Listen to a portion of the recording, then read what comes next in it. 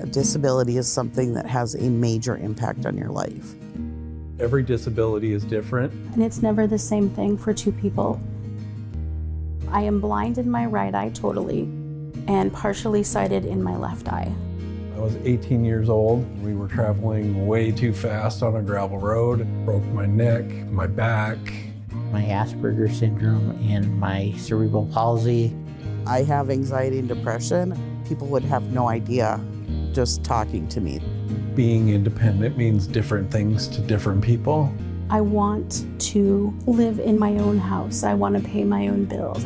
Live independently and not rely on other people. When someone is not able to live as independently as they can, it does have a detrimental effect on people's physical and mental well-being.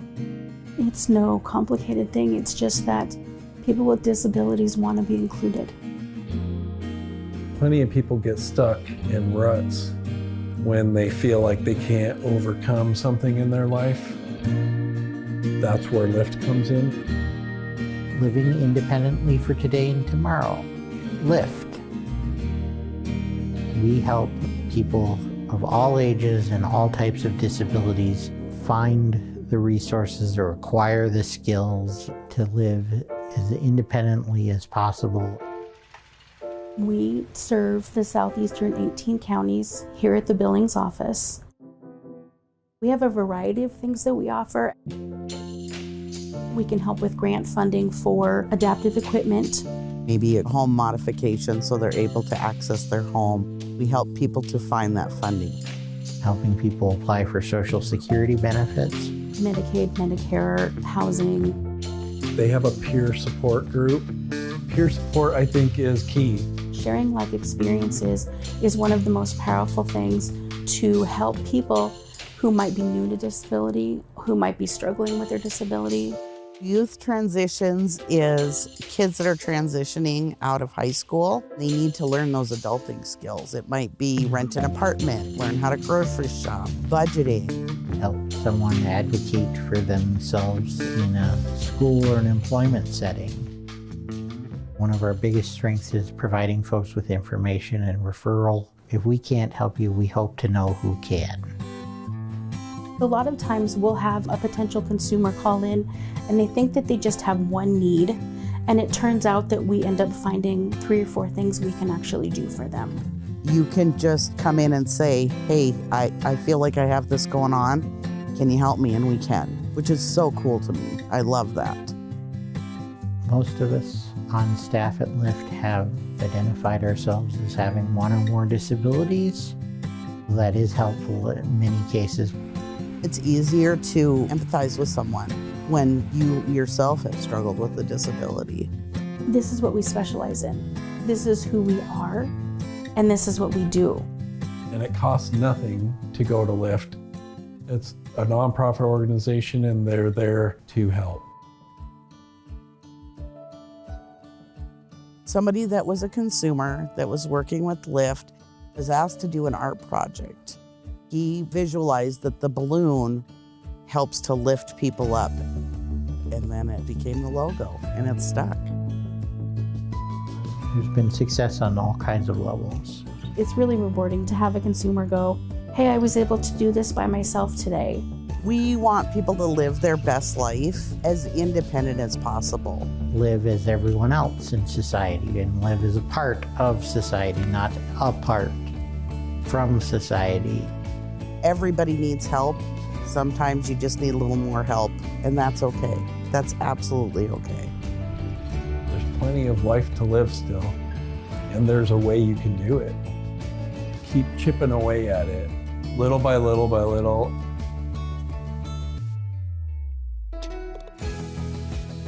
Knowledge is power. Let's share it, for crying out loud. Send us an email, give us a call. We'll do our best to help. We can definitely help figure out what your needs are and get started on that. We're one of many steps in the path to independence, and we're happy to be serving people here in the community.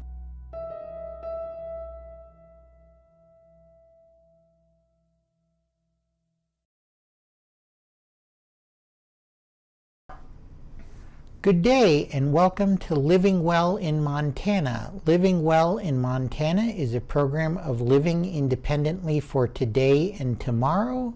LIFTT, L-I-F-T-T, as we style ourselves.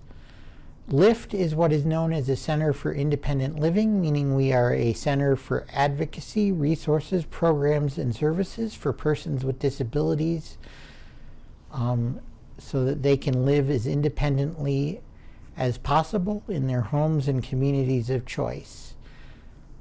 LIFTT serves an 18-county service area across southeastern and south central Montana from our offices in Billings and Glendive.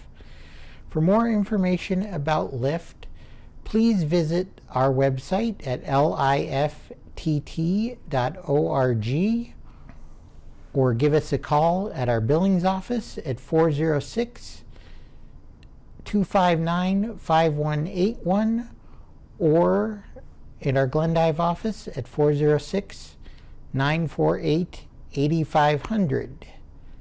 My name is Jed Barton and I'm a public relations specialist with LIFTT.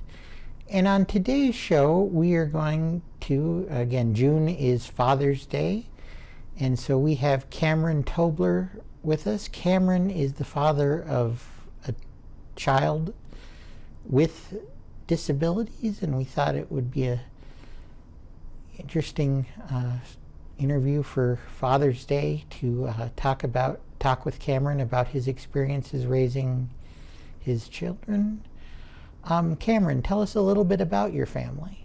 Welcome, by the way. I don't know. Anthony's he's 25 now.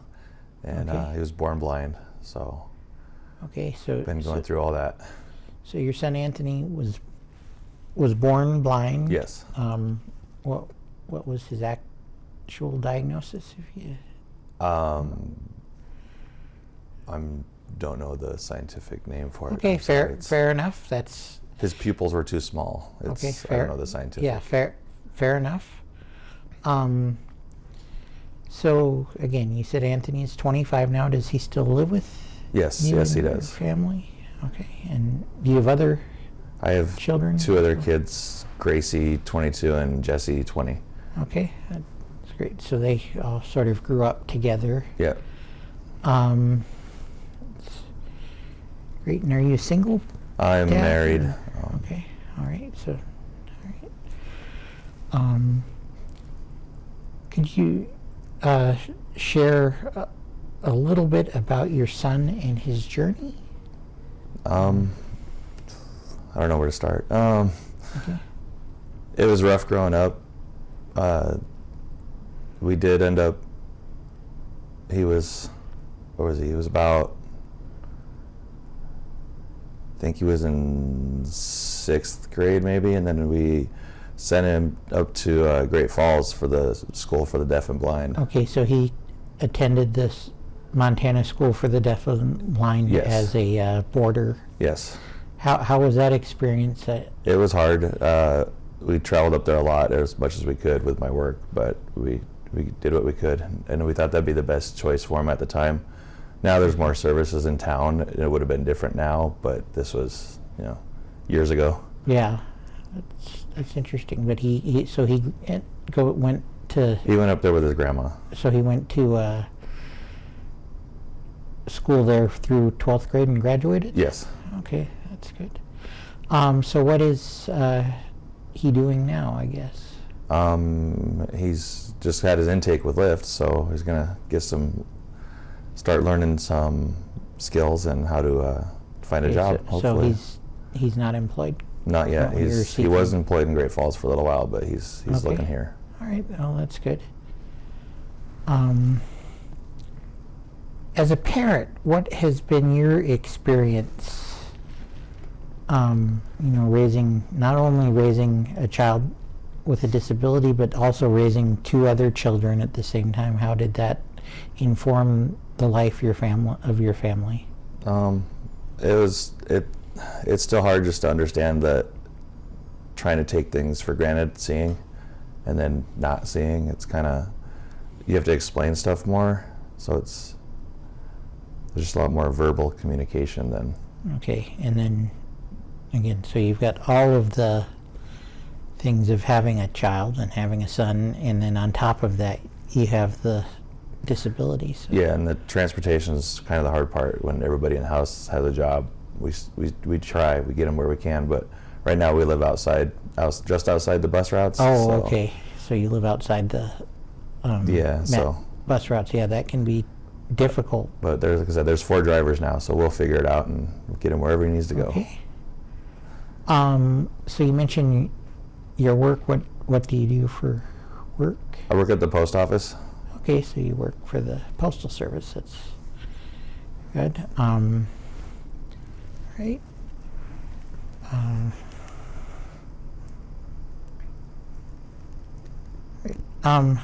How would you describe the availability of resources and support during his early years compared to now? And you alluded to this. Early years, there was a great specialist back then that she was awesome, but again, we decided to send him to Great Falls because the school district was kind of lacking in our opinion. Okay. I think they're a lot better now, but back 15, 16 years ago, they were kind of... So there was a great specialist in a pediatric clinic or something? No, when he was younger? Blind and low vision. Blind and low vision services? Yeah. Okay. So he was working with Montana. He was getting therapy and stuff for all that stuff. Okay. And then again... And then we just figured it'd be... We thought it'd be too hard in the school system to go with general population. So okay. We found a school for the deaf and blind and thought it'd be easier for him. Okay. And what was your experience with the school? The one in Great Falls? I thought it was awesome. They did a lot of mobility training and they trained him a lot of stuff. He took Spanish and stuff, so he's actually learning more Spanish now because thought that'd be a good thing to be bilingual. Well, that's great. Languages are tough for everybody, so... He's picking it up fast. Well, good for him. I had trouble learning Spanish. I learned. So having your child away from home at 6th grade, that's different than the experience of most parents, at least in America. Yeah, it was hard. Yeah. I would rather have him been here, but I think it was beneficial for him to be there. Okay.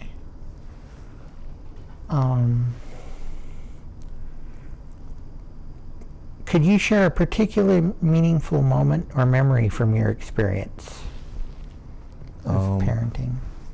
I think when he graduated high school was really good. He got all kinds of awards, and I was really proud of him. Okay. He's an awesome kid. Even at 25, he's still awesome. Well, that's great. What can I ask? What awards he got, if you can? Normally the president's named ones. I don't remember what they named them. Yeah, the presidential scholar or whatever. So has he considered? Again, you said he's working with LIFTT and he's also at the outreach, the one that's in with job services. Okay, working with the disability outreach specialist at job service. Okay, and his academic career sounded like it was pretty successful. Has he considered additional schooling? That's why we're starting to get him into like Spanish and stuff. So we got somebody that's going to train him, learn him for free. So okay, that's cool. We'll see how that goes, and then if he wants to go to college, we'll hook that up somehow. Okay.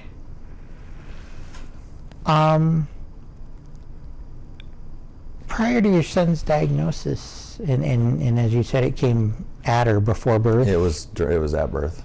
Okay.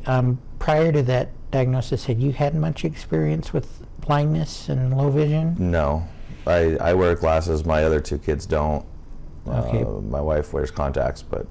Right, but no family members or close associates who have that. So it was a steep, on top of the steep learning curve and almost impossible learning curve of parenthood, and Anthony was your first, correct? Yes. You had this you had this extra challenge, and of course Anthony had it as well, and for him it's even more profound. But from the perspective of the family, you talked about having to, possibly verbalize things to make sure that, that you don't often have to verbalize with others. Yeah. Did you have to make any physical or sort of structural adaptations to your home or any of your... Not really. He gets around well. Okay. You just have to let him know if you move the furniture around, because it's going to take a minute. Okay. But once he takes about a day, and he'll learn where everything's at, and he doesn't bump into anything really. That's good. So again,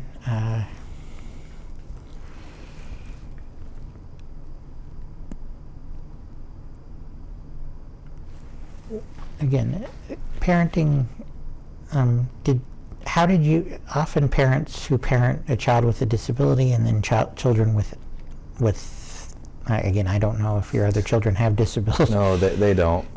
So again, I try to treat them all equal. Right, you try to treat them all equal, but the disability sort of time. It is, but I tried to not overlook it, but like I said, treat them equal and not.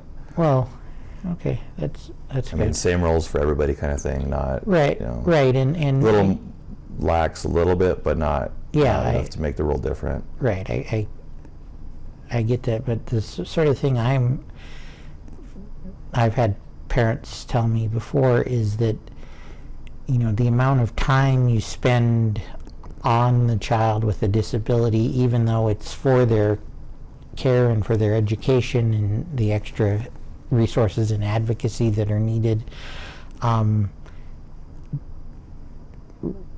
Did you notice that as well? Well, because he went to Great Falls for so long, fair enough. The early years, I don't know. They were all younger than that. So yeah. Okay, yeah, fair enough. And then, so the junior high and high school. I made it up as much as I could. I went to almost all my daughter's softball games when she was playing. Okay. My son played baseball for a little while. I went to all those. I made time. Yeah, took time off work if I had to do what I had to do. Yeah, that's good.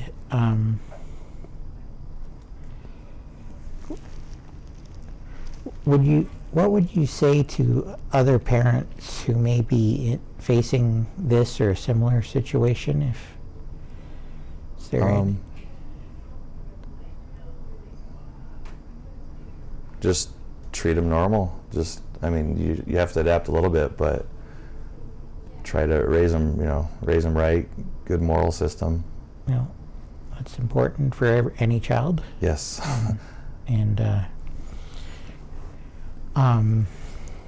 Okay. He's learning how to cook now. Okay, that's a challenge. Yeah, my wife's getting on that one, but he's learning to cook. Okay, yeah. He did spaghettis and meatballs yesterday. Yeah, yesterday. Saturday. No, Saturday he did spaghetti and meatballs. We had a guest not too long ago from Blind and Low Vision Services, and she spent a fair amount of time talking about all of the adaptations she helps folks make in cooking. So that's good on Anthony and good on your wife for helping out with. Yep, we're trying to get a more self-reliant kind of. Yeah, it can be difficult. It is, but he's catching on quick. Oh, that's good. He's got about 4 or 5 recipes now that he's got. It's about 3 more than I have, so. Right. It's about 5 more than I had a year ago, so okay. I'm learning too. Well, that's good. So did you, was Anthony born here in Billings? Yes. Okay, so, and what was? It was Billings Clinic at the time, but. Yeah, was that, did the birth and the blindness that you discovered at birth, did that necessitate going to like Primary Children's in Salt Lake for anything, or? No. Okay, so you've been able to do most of his medical right here. There was, the condition he was born with, there was nothing they could really do for it to change it, so. Okay, that's interesting. Like you said, no history of it in the family, or just No, one of those. not that I'm aware of. No. Just one of those things. Well,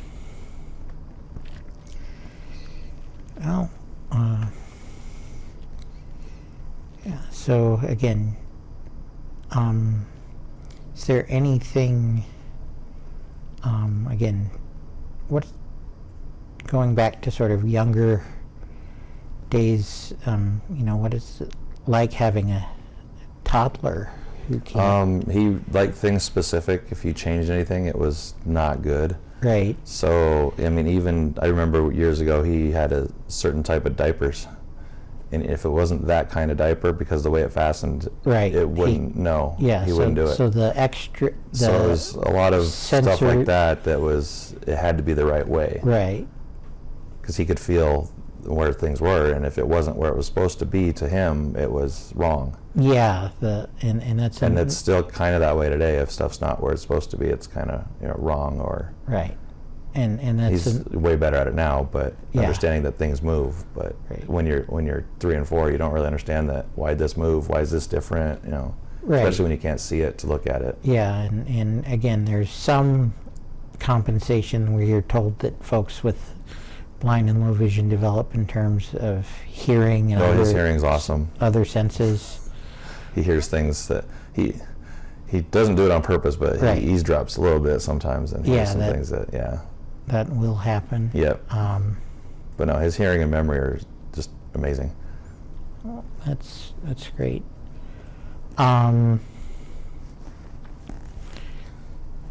Again, you talked about your other children playing sports. Did Anthony ever do it? He did. Up at the school in Great Falls, they had bowling, and I forgot what it's called now, but it's basketball, but they have a bell in the ball. Yeah, I know exactly what you're talking about. Yeah, and then dodgeball with a bell in the ball too. Right. So he did some of those when they did PE and stuff. But yeah. Okay, but never. It's drawing a blank of what it's called right now. Yeah, I know exactly what you're talking about, and I know there's a name for it. And they had us do it while we were up there one weekend, put blindfolds on and participate. And it was different. The school competes in it at an interscholastic level against other state schools for the blind, if I remember correctly. So that's interesting. But so the other things that kids do, obviously, unfortunately, there was no driver's ed. But no, did he do all of the other sort of rites of passages? And yeah, he did all the other stuff. He learned the bus system up there really well. We're going to try to get him on down here, and so he can learn it here too. Yeah, the Met Transit is actually pretty good in improving continually, so that's great. Again, you talk about treating your children the same within reason. And I mean, they've all got chores. He's got chores too. He vacuums the stairs and stuff. So okay, so that's good. So you chores again, life skills also, not just chores. More of a life skill learning thing that he's going to have to do at some point. Right, learning life skills and his chores, and again, like every kid, I'm sure he got a little bit of trouble. Yeah. Not so much. He was a pretty good kid. Well, that's good, but we all tick off mom and dad at one point or another. Yeah. Okay. Well, he is working on that. He's getting better, but he's really bad about letting us know about appointments. Oh, by the way, today I have to do this. Oh, yeah. No, we need to know the day you make the appointment so we know. Right. So somebody can get you there. Yeah, exactly. And so that is working on communication. Tough for young adults to realize that there are other people with other schedules. Yes. Like I said, there's 4 other people with cars, but we all work. So it's kind of somebody can almost always get him where he's got to go. He just has to, have to let people know you have to get there. Yeah. And, doing the things we all do where we put it on a Google Calendar, and sure, it can be difficult for if you can't see. The rest of us all just take ourselves. Right. And take ourselves or whatnot. So that can be difficult. we got a few minutes left. You mentioned the school for the blind and the deaf, and also the blind and low vision services. Yes. Were there any other resources that were particularly helpful to you? Was there a parents group here in Billings or anything? Not really that we found. I'm trying to find one now, so if anybody knows, trying to get him some friends in his age group with similar kind of abilities or disabilities. Okay. Yeah, that is something that needs to work on his socialization skills. Socialization is often missing, and we do our best at LIFTT to try to fill that void. But if folks have suggestions or ideas, please either reach out to LIFTT or reach out to LIFTT. Again, you can find us online at LIFTT.org, or give us a call at 259-5181. And again, if you know of something, or if you're interested in our programs and services, please reach out. Cameron, thank you for joining us today, and happy Father's Day. I hope you get to enjoy it with your children. This has been Living Well in Montana. Living Well in Montana is a program of living independently for today and tomorrow. LIFTT, LIFTT. For more information, please visit us online at LIFTT.org, or give us a call at 406-259-5181 in Billings, or 406-948-8500 in Glendive. My name is Jed Barton. Thank you and good day.